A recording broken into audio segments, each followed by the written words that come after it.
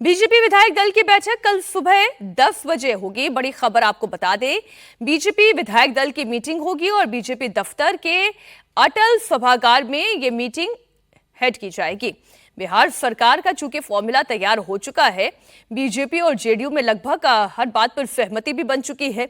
कल पीएम आवास पर बैठक हुई, जहां बिहार के प्रभारी धर्मेंद्र प्रधान ने सभी सहयोगी दलों की सहमति के बारे में आलाकमान को बताया। आपको बताते हैं कि इस फॉर्मूले के तहत बिहार में अगली सरकार बनने जा रही है। बीजेपी और जेडीयू से मंत्रियों की संख्या बराबर होगी। 2 डिप्टी सीएम होंगे और दोनों बीजेपी से ही होंगे। डिप्टी सीएम के चेहरे भी वही होंगे जो पिछली सरकार में थे। चिराग की पार्टी ने 19 सीटें जीती हैं, उन्हें 2 मंत्री पद मिल सकता है। तो जितन राम मांझी की हिंदुस्तानी आवाम मोर्चा को 1 और उपेंद्र कुशवाहा के आरएलएम को भी 1 मंत्री पद मिलने की संभावना है।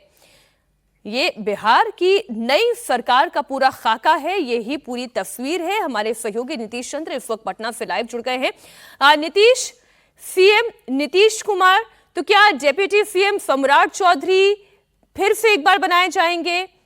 क्या विजय सिन्हा पर एक बार फिर से भरोसा?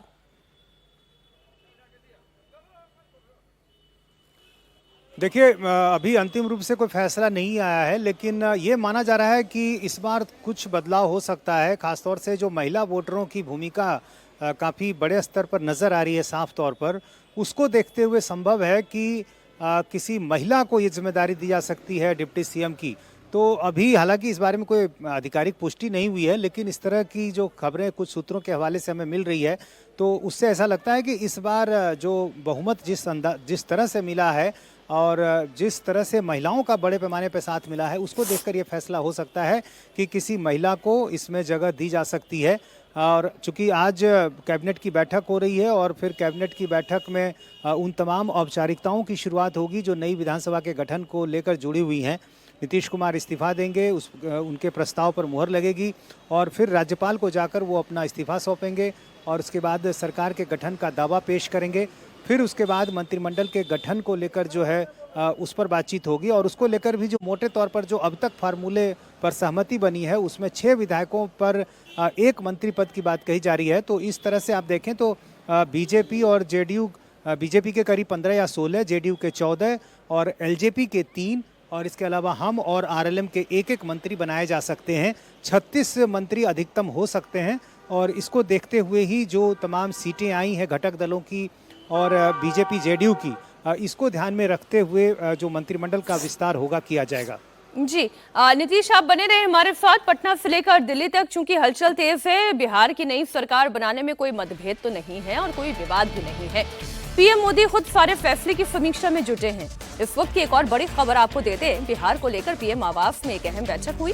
पीएम मोदी ने 3.5 घंटे तक बिहार को लेकर मंथन किया। बैठक में अमित शाह थे, जेपी नड्डा रहे और बिहार के प्रभारी धर्मेंद्र प्रधान भी मौजूद रहे। प्रधान ने सभी सहयोगी दलों से बात की और फिर वो पीएम आवास पहुंचे, जहां आलाकमान से मुलाकात हुई। पीएम आवास पर बैठक करीब 3.5 घंटे तक चली और बैठक में कौन कौन था ये एक बार फिर से आपको बता दें। अमित शाह, जेपी नड्डा और बिहार के प्रभारी धर्मेंद्र प्रधान इस बैठक में मौजूद रहे। अब बिहार की सियासी हलचल से जुड़ी हुई एक और बड़ी खबर आपको दे दूं। अब से थोड़ी देर के बाद नीतीश की मौजूदा कैबिनेट की आखिरी बैठक होगी। मीटिंग में नीतीश कुमार इस्तीफा देंगे। नई सरकार के गठन तक तो वो सीएम बने रहेंगे। तो उधर तेजस्वी यादव भी अपने आवास पर बैठक करेंगे, हार की समीक्षा करेंगे। आज दोपहर 2 बजे तेजस्वी यादव अपने विधायकों के साथ हार को लेकर मंथन करेंगे। नीतीश फिर से सीएम बनने जा रहे हैं। उनके बेटे निशांत ने कहा है कि मेरे पिता पर जनता ने भरोसा जताया है, जीत प्रचंड मिली है, ऐसी जीत की तो उम्मीद भी नहीं थी। हमारी सरकार बनने जा रही है, बहुत बहुत बधाई, बहुत बहुत धन्यवाद देता हूं सबको। उम्मीद से कुछ ज़्यादा ही बेहतर अच्छा जीत मिला। सब सारा श्रेय जनता को जाता है। उन्होंने जो 20 साल में काम किया है उसी का इनाम दिया है जनता ने। तो आगे भी विश्वास बनाया है पापा पे, तो आगे भी मुझे पूरी उम्मीद है कि पिताजी आगे भी इस विश्वास को कायम रखेंगे। नीतीश कुमार के बड़े भाई सतीश कुमार भी बहुत खुश हैं। उन्होंने कहा कि नीतीश को बिहार का हर वर्ग, हर तबका पसंद करता है, इसलिए जनता ने उन्हें फिर से जीत का तोहफा दिया है। उनको जैसा काम किए तो वैसा जनादेश मिला। महिलाओं ने बढ़ चढ़ के वोट दिया, जिस तरह से प्रचंड बहुमत मिला। हाँ, और महिलाओं ने सबका काम भी किए, महिलाओं के लिए महिला सशक्तिकरण में बहुत काम किया, ऐसा आज तक कोई नहीं किया। इधर दिल्ली ब्लास्ट केस की जांच में सुरक्षा एजेंसियों ने ताबड़तोड़ एक्शन किया है। इस बीच एनआईए को एक बड़ी कामयाबी मिली। एनआईए ने दिल्ली से उस शख्स को गिरफ्तार किया है जो इस साजिश में उमर का मददगार बना था। गिरफ्तार शख्स का नाम आमिर राशिद अली है। इसी शख्स के नाम पर वो I-20 कार रजिस्टर्ड थी जिसका इस्तेमाल आतंकी उमर ने ब्लास्ट के लिए किया। आज आमिर राशिद को दिल्ली के पटियाला हाउस कोर्ट में पेश किया जाएगा, जहां एनआईए उसके रिमांड के लिए कोर्ट से गुहार लगाएगी। आमिर जम्मू कश्मीर के पंपोर का रहने वाला है और दिल्ली और आसपास के इलाकों में उमर और आमिर एक साथ कई जगहों पर नजर भी आए हैं। आमिर राशिद अली ने ही उमर के साथ दिल्ली में कार धमाके की साजिश रची। आमिर ने ही फरीदाबाद के रॉयल कार जोन से वो I-20 कार खरीदी थी जिसका इस्तेमाल आतंकी उमर ने धमाके के लिए किया। इसने ही कार खरीद कर उमर को दी। एक पेट्रोल पंप पर पोल्यूशन का चेक करवाते वक्त उमर के साथ आमिर भी नजर आ रहा है। दिल्ली ब्लास्ट का केस अपने हाथ में लेने के बाद एनआईए ने यह पहली गिरफ्तारी की है। आतंकी उमर से जुड़े हुए कुछ लोगों को जम्मू कश्मीर पुलिस ने हिरासत में लिया है। उनसे पूछताछ में चौंकाने वाले खुलासे भी हुए। जांच एजेंसियां दिल्ली से लेकर हरियाणा तक, यूपी से लेकर जम्मू कश्मीर तक छापेमारी कर रही है। पल पल डॉक्टर्स के टेरर मॉड्यूल पर बड़े खुलासे हो रहे हैं।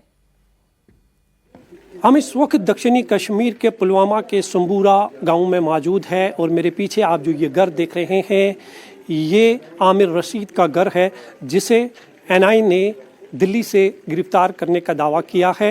हालांकि दिल्ली कार ब्लास्ट जो 10 नवंबर को हुआ था, परिवार का ये कहना है कि तब दोनों भाई घर में मौजूद थे, उमर और आमिर, और जम्मू कश्मीर पुलिस ने उनकी गिरफ्तारी अमल में लाई थी। हालांकि 2 दिन के बाद जो उमर रशीद है उनको जम्मू कश्मीर पुलिस ने रिहा कर दिया था क्वेश्चनिंग के बाद, लेकिन आमिर को रिलीज़ नहीं किया गया क्योंकि ये माना जा रहा है कि दिल्ली कार ब्लास्ट में जिस I-20 कार का इस्तेमाल किया गया था वो आमिर के नाम पर खरीदी गई थी और दिल्ली में जो कार ब्लास्ट हुआ उसमें आमिर ने डॉक्टर उमर की पूरी मदद की थी। हालांकि जो आमिर के भाई है उमर, सैटरडे को दोबारा उन्हें एनआई जो है अपने साथ लेके गई है और अभी भी वो एनआई की कस्टडी में है, ऐसा परिवार वालों का कहना है। परिवार के मुताबिक जो उनकी मैसेज है आमिर की, उनसे बातचीत करते हुए उन्होंने कहा कि आमिर जो है जब उनकी गिरफ्तारी हुई उसके बाद उन्हें रिलीज़ नहीं किया गया।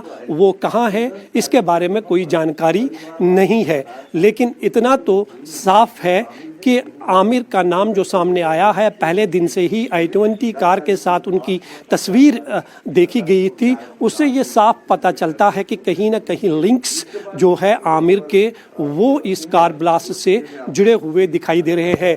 परिवार वालों का ये भी कहना है कि अक्टूबर के महीने में आमिर ने कहा था कि वो पहलगाम जा रहे हैं।